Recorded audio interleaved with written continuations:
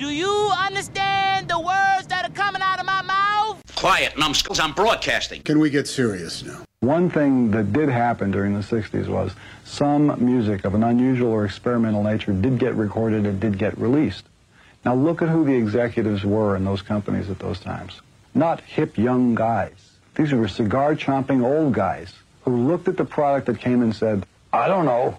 Who knows what it is? Record it, stick it out. If it sells, all right. We were better off with those guys than we are now with the supposedly hip young executives who are making the decisions of what people should see and hear in the marketplace.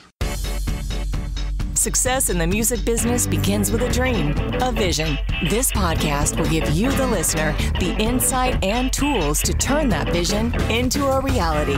Meet the industry professionals who work day by day behind the scenes, helping to make those dreams come true. Welcome to the business side of music. Today, I'm not going to use the word old because that's not fair. That's not. The only one that's old is me. But a compadre of mine that I've known for many, many years is on the show today. And we're going to talk about something that I have a special place in my heart for, and that's radio promotions.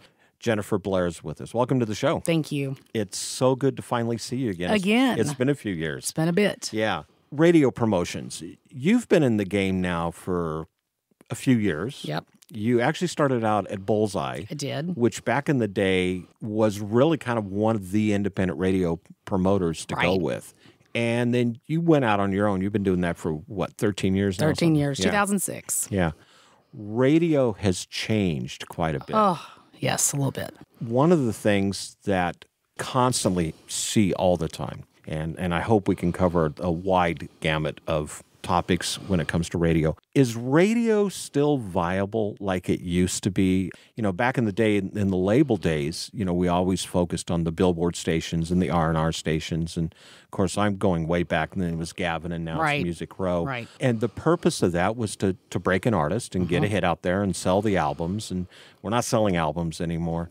Now we have Spotify, and we have Pandora, and we have all of these other platforms. Where does radio fit into that? I think people still listen because I think people like local news. They still want to hear about the local weather, things that are going on in their town. I still have stations that do trading posts. So I think people are still interested in radio.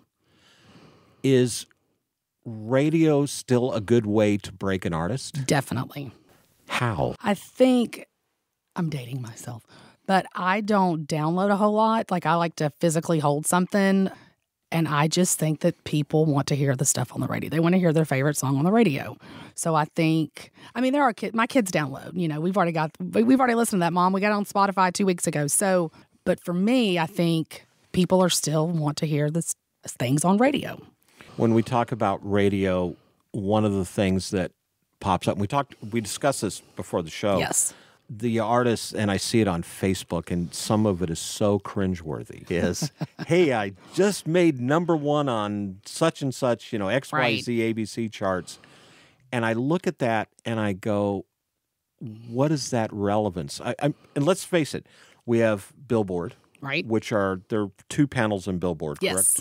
And then we have Music Row, which is kind of what, the second level? Secondary, tertiary markets. Yeah, I would say the B level probably. Yeah. Yeah. And then you have all of these other charts, all of these other reporting panels that is kind of a hodgepodge. And we haven't even talked about Americana yet, which we'll touch on in a little bit. When I see these artists, who I absolutely love, and I think they've got great music, but they're going, yeah, I'm on this chart. Does that mean anything at all? I mean, what is that a representation of? I don't think the listener or somebody going to a show goes, oh my God, they are number 15 on the chart. They don't care. The average listener doesn't care about the chart number or what label they're on. It's just not relevant to them. Now, from a radio standpoint, from a program director, a music director, yes, they are interested. Hey, the song is growing. It's 65 on the chart. We need to take a look at it. It's doing something. So they're interested, I think, from that side. But I don't think the average listener's going, oh, my God, they're number 15 or whatever, because I don't think that they care.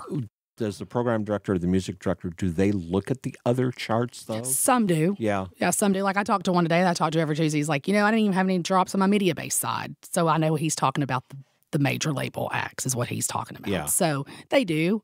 Some go by rely on a little too much, I think.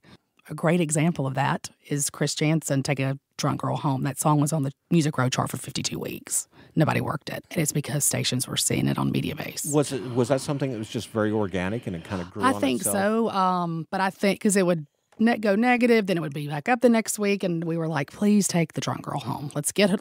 We've got to be done.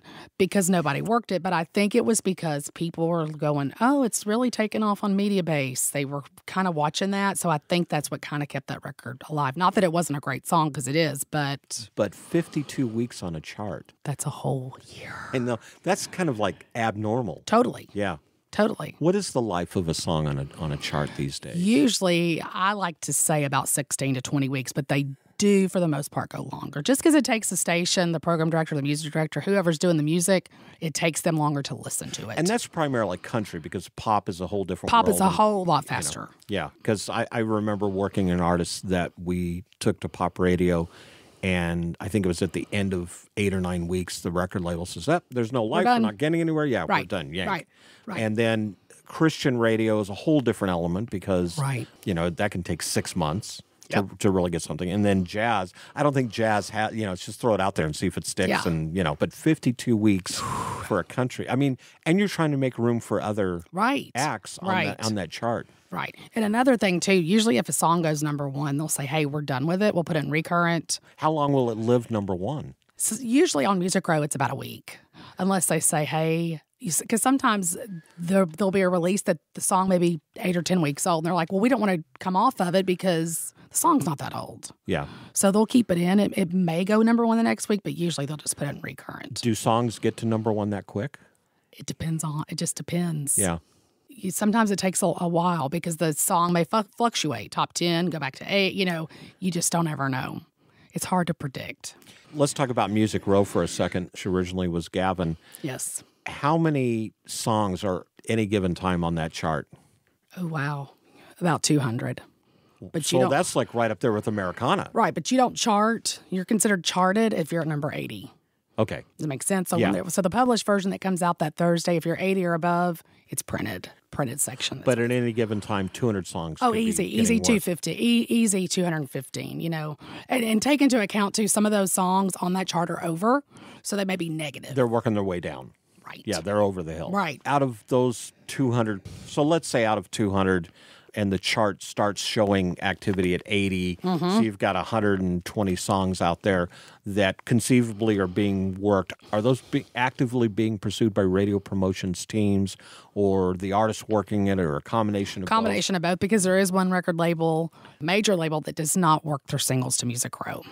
Really? They do not care about Music Row, which they're missing a big boat on, I think, because when you have a B-level act like a Ray Lynn, right. I'm telling you who the label is, I guess.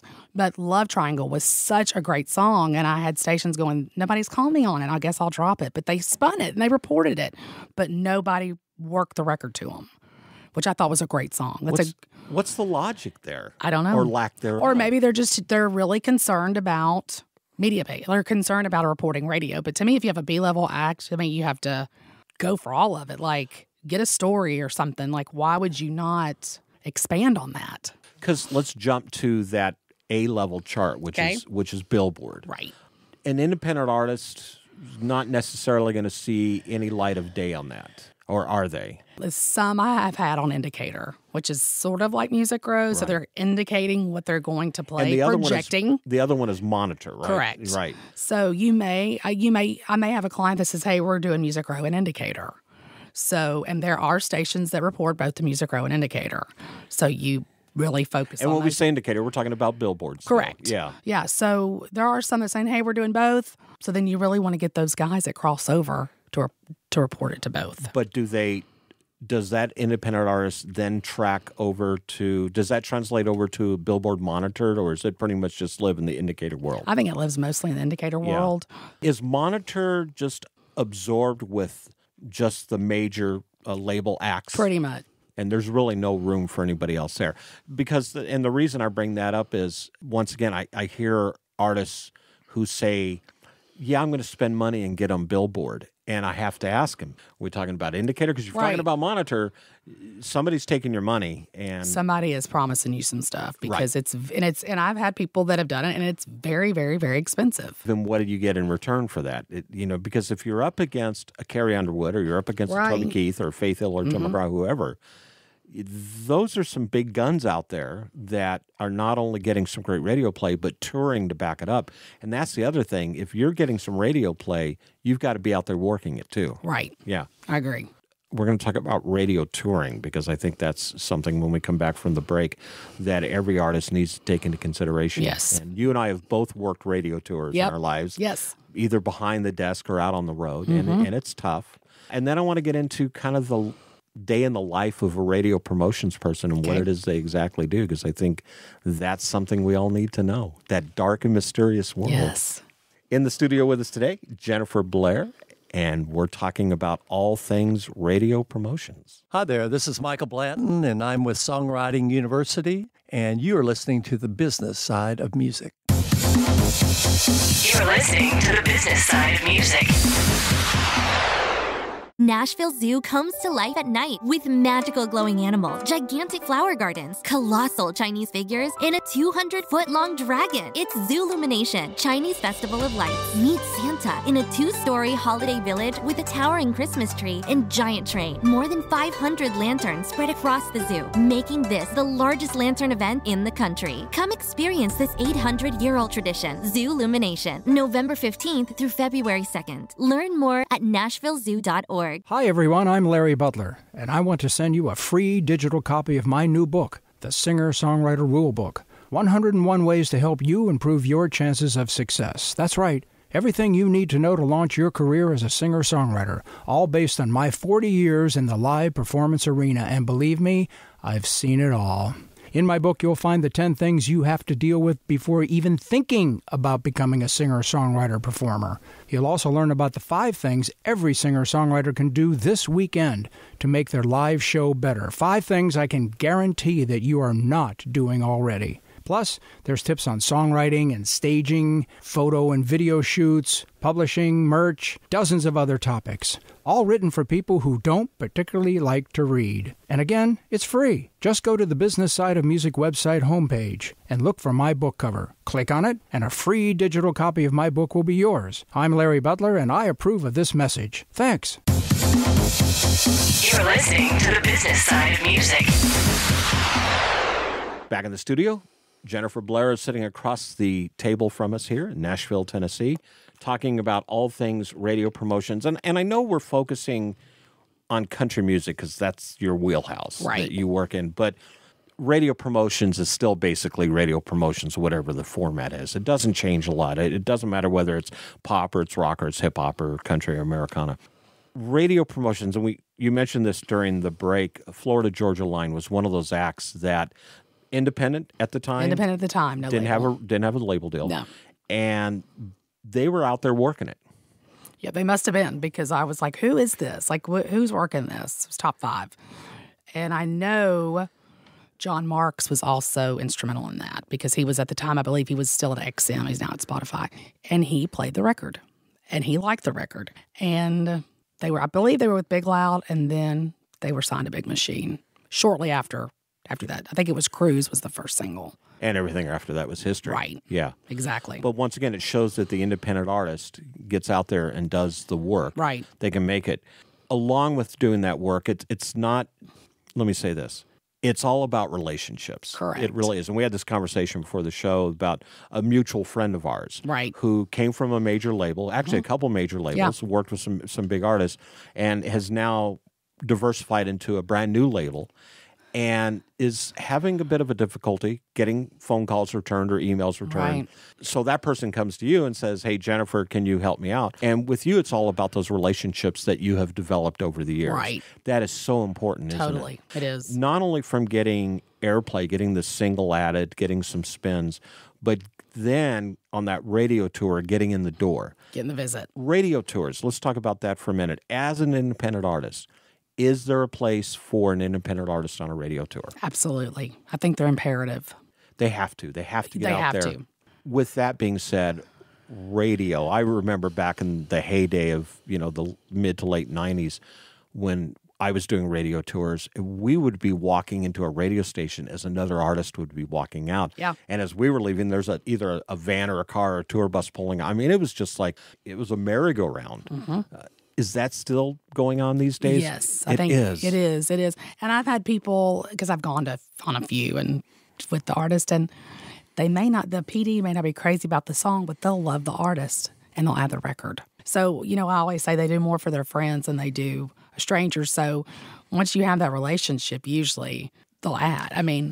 So I think it's because they feel like they know you, you've stopped by. Because a lot of the major artists don't really care about Music Row stations. They're just not. Toby Keith's probably not going to stop by Music Row stations. Right. So, but hey, she took the time out. She came to visit. She brought donuts or whatever.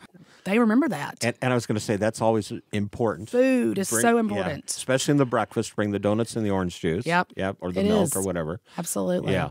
When an artist is going to plan on doing a radio tour, should they break it out regionally? Should they break it out locally? Should they do it nationally? What's the smart move for them initially? If they're here, I always say, hey, we need to go to Bowling Green or we need to go to Muscle Shoals because they're close by. Pulaski, Tennessee is close by. Lawrenceburg. If they say, hey, I want to hit Arkansas, well, then you hit Searcy, Conway. I think it just depends on where you are, where you're located. But usually there's like a group, like there's a group of Arkansas, Missouri is a great route, or Iowa, Wisconsin. So small bites. I think so, to get yeah. started, Right, absolutely. And then they'll say, hey, we just saw you. Like all the stations kind of know who's visited. They what. talk So to each other? Sometimes, yeah.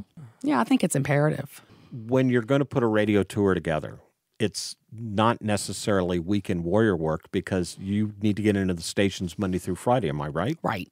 And it's like from 7 a.m. to maybe 7 p.m. Right. On those 4 or 5 days a week. And then when you go in, should you be prepared to play? Or do you need to do an acoustic performance? Usually what they'll do is an acoustic performance, maybe one or two songs, and they'll usually play the single over on the air. Or if they have time, they'll do a couple of songs acoustic. So how much time should an artist plan on spending in each radio station? I would say give about 30 minutes to an hour. Yeah. And then your next stop, just so you can kind of gauge and go, okay, I've got to be here an hour and a half, kind of. Yeah, don't wear out your welcome. Correct. But take as much time as you can. And sometimes they'll say, hey, if you could just do a song, and then it ends up being an hour because they like them. So they'll end up playing a lot. An independent artist going out on the road and doing the radio tour is not cheap. No. Should they be taking a radio promotions person with them? Who makes that phone call to get them in the door? Can the independent artist, and we're talking about Music Row right now, and we'll talk about non-reporting stations in a minute, but should they pick up the phone and call these stations, or should they be hiring someone to make those phone calls that has relationships? It's obviously, I would think, going to work better. It works better if you have somebody that's already working the record, but I will tell you, I'm working an artist right now. She's 4 singles deep, and her mom goes on the road with her. And I was like, how's that going to be with mom? But they'll say, well, we're going to New York. They'll take care of it. Like they do the route. They've gone. So they just let me know. Then I get feedback. Hey, how was the visit? So, but usually initially, because it's a no-no for them to call the stations. I don't like, if they want to call and thank the station for playing, that's fine. But don't call and ask for an ad. Should they call and ask for a station visit? I don't think there's really much harm in that. Hey, if they're going to be in your area, I don't think it's as much harm as asking to play my song. Yeah. I don't think it's terrible. No, I don't think it's that bad. I took an artist out on a radio tour some years ago, and we just primarily did Texas. And a lot of it was while we were in the car, calling kind of the old Loretta Lynn, Absolutely, Doolittle yes. Lynn. We're in the car and, hey, we're going to be in Lufkin, Texas, or we're going to be in Midland. Yeah. Let's call this station and see if we can come on by. And, about half the time it worked for us. Yeah. The other half the time, you either didn't get an answer or it was like, no, we're not interested. But then we would get enough of those stations in to where we could come back and say, hey, we were just at WXYZ or, Right. Does that still work? I think it does, Getting yeah. on the phone as you're Absolutely. traveling? Yeah. Or thank you for playing my record. I'm working with Mandy Barnett right now. She recut The End of the World and did a wonderful job on it, but do you need me to do anything? I said, if you will call these stations and thank them for spinning you, I said, they get the biggest kick out of it, especially it being her. So anytime they get recognized, because a lot of those stations are ignored, they love to hear from the artist. Thank you for playing my record. What about the non-reporting stations? Getting into that whole tertiary, out in the middle of nowhere. Are they interested in artists coming by? Yes. And does it make sense? I think it does. If they're on the route, they may have a fair that the artist can play or a TV show. We've done that before. So, and you don't know if that station's going to end up reporting. Captain Jack, who had Renegade Nashville here, was the first internet station to report. So, and he's still on the panel. So he is the only reporting station that's internet. So you never know. Yeah. So they may get reporting status one day. I know Americana is a lot that way, that it is a combination of internet and brick and mortar radio stations. Right. And their panels probably, Debbie and I were talking about this on the way here, 60 to 70 stations deep reporting, but they will play 150, 200 songs. Because they play album cuts, isn't that correct? Yeah, they'll play do. cut. Yeah, and they'll choose what they want to play. So Right. they're not driven by consultants. Let's talk about consultants. Oh, our for a minute. favorite. Yes. Yeah. Yes. When I was working radio, we had 3 or 4 consultants. We had one in Dothan, Alabama. We had one in Dallas, Texas. We had one in Seattle, Washington. And we had to go visit them. Yes. It was as important to visit them as it was the radio stations. Yes. Is it still that way? There are some that are like that. Yeah. Especially on the indicator side, there is a promoter that does nothing but promote to the consultant. Really? Yeah. Yeah. Like has a great in with Keith Hill and people hire him for that because he's got the in with those guys. And that gets you in the door. It still doesn't guarantee airplay, though. Right, especially if they have a cluster of stations, which some are Music Row that are consulted. It can help for sure. Taking the consultant in consideration, taking the radio promotion person or team or company into consideration, you should probably put a budget together. Correct. If I wanted to work a song at radio, and let me put it this way. If someone came to me and said, hey, I can get you played on X number of stations, and it's this dollar amount, and I go, wow, that's too good to be true. Is it probably It probably is. Yeah. Yeah. Because when you are on the phone, and I know this because you and I communicate via Messenger, you're always on the phone. I am. I'll get back to you later. Yeah. I'm making calls right now. When your day starts, how long are you on the phone? It depends on the station. And the day, right? Because you're going for ads. Tuesday and Tuesday and Wednesdays are terrible. They're horrible. And yet we have and we're here Tuesday, but it's okay. They're horrible because most guys take their calls on Tuesday or Wednesday. Yeah. So Monday is totally, fine, but that's just, there's like 10 to 12. There's just a bulk handful of calls that you've got to get in. But you're spending a lot of time, and time is money. And you have to make a living because this is what you do for a living. Right. So if that radio promoter comes and says, I can do this for a couple $100, you really have to think that one through. Right. Because let's face it, let's get back to that budget, because you got to pay someone to do radio promotions, or do you pay 2 or 3 promoters? Do you work more than one? I have some acts that I'm working now that it's me by myself, or there's some that I'm on other teams with. And I always say, if you really want to attack that chart, you need at least 2 people. Okay. That makes sense. 2 sense. independent of each other. Yeah. I think if you're saying, hey, I really want to be on that chart, it takes 2 people. Now, with that being said, to me, you can have too many. Because I've had it happen and work a record. There's 6 people on it. Oh, my God. I will add the record if y'all will quit bugging me. Like, they just asked me. So sometimes that can hurt you if you have too many. Because I have had that happen. It's like the artist who will have 6 different booking agents.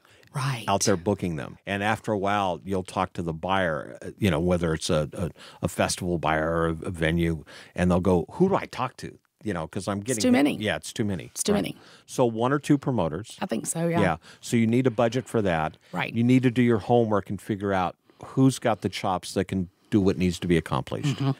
And then you need to put that budget together to get out on the road and do that radio tour. Let me ask you this. Okay. Radio promotions, how long does it typically take? And I know that's kind of a very abstract question. Right. If I'm going to come to you and say, hey, Jennifer, I've got this single. I want you to work it. Okay. I think it's going to do killer. We're kind of getting some positive vibes from it. How long should I plan on retaining your services?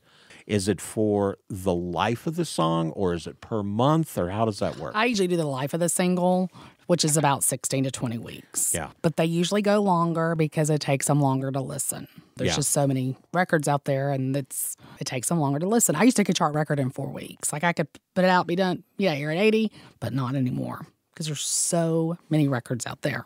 So you hire the promoter for the life of the song, and then how long should that radio tour be? If you say you're going to hit 2-3 regions of the country to try and get something developed, 5 days a week for a month or so, or a couple weeks? I would say a couple weeks, come home, take a break, and then go back out maybe to the next region, because you can probably hit 3 or 4 stations in a day. Right. Right. So I don't think you need large amounts of time, no. Good to hear. We're going to take another break, get another word in for our sponsor. When we come back, we're going to wrap things up, talk a little more radio promotions here. All right. In the studio with us, Jennifer Blair.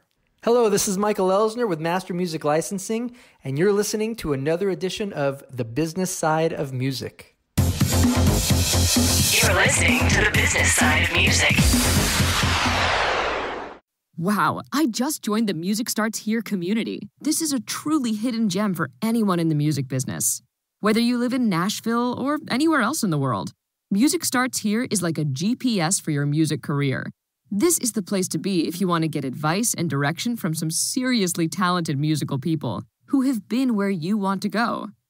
Music news, events, and a great big community with resources for artists, songwriters, musicians, studio and tech, along with music business advice from pros in the industry, all on one site. Make sure you get your free profile now. Go to www.musicstartshere.org. That's musicstartshere.org. You're listening to the business side of music. Back in the studio, Jennifer Blair is sitting across the table from me. As we take a break, my wife and her are negotiating a deal for an artist. So we are. We're always moving and cutting deals here. That's it.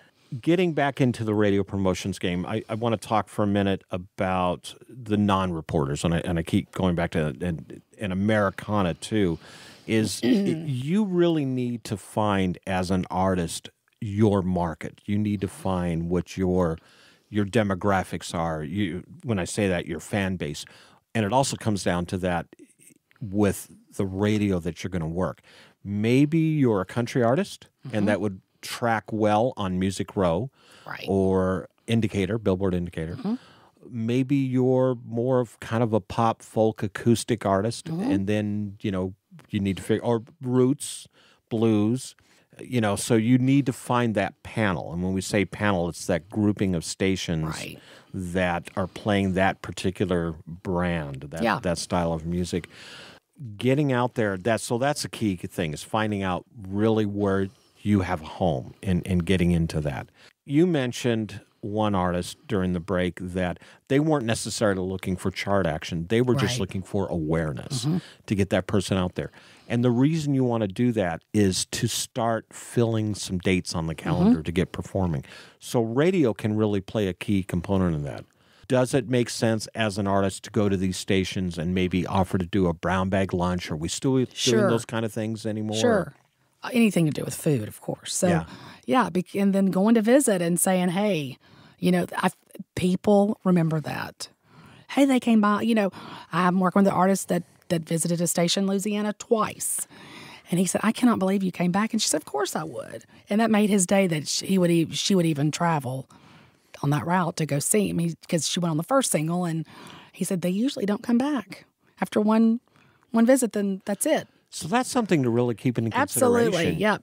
Yes. With these program directors and music directors, and so let me ask you this, which is really that key person you need to see when you go to those stations? Do they wear both the same hat in some stations? Is it two different individuals?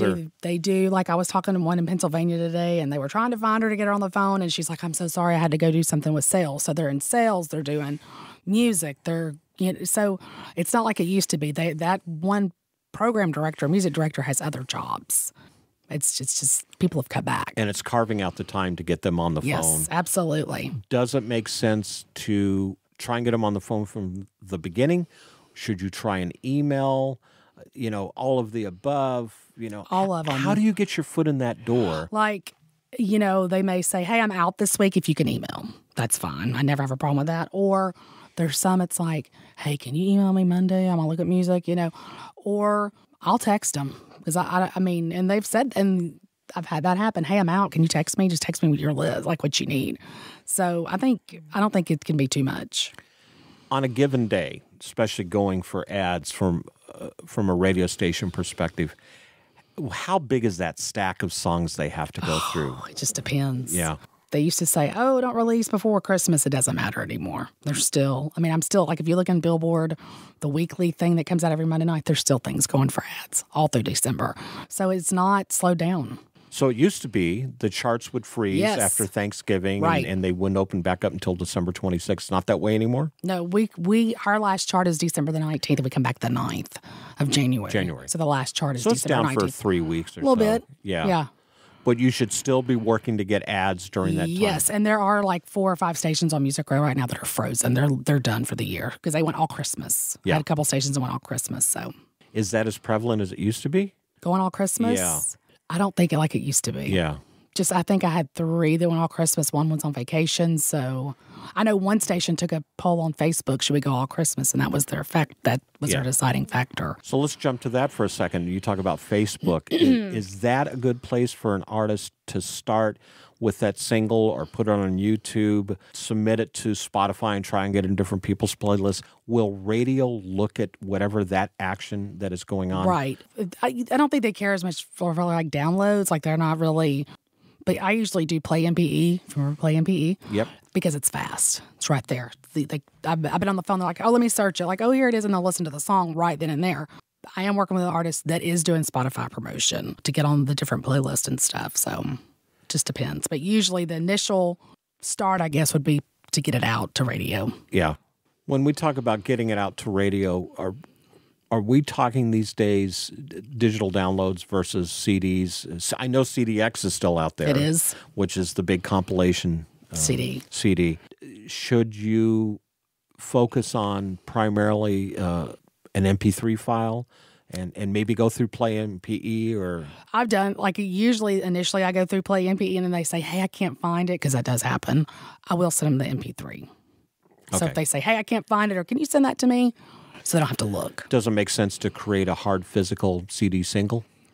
I don't think it hurts. It's another impression. Yeah. But, so.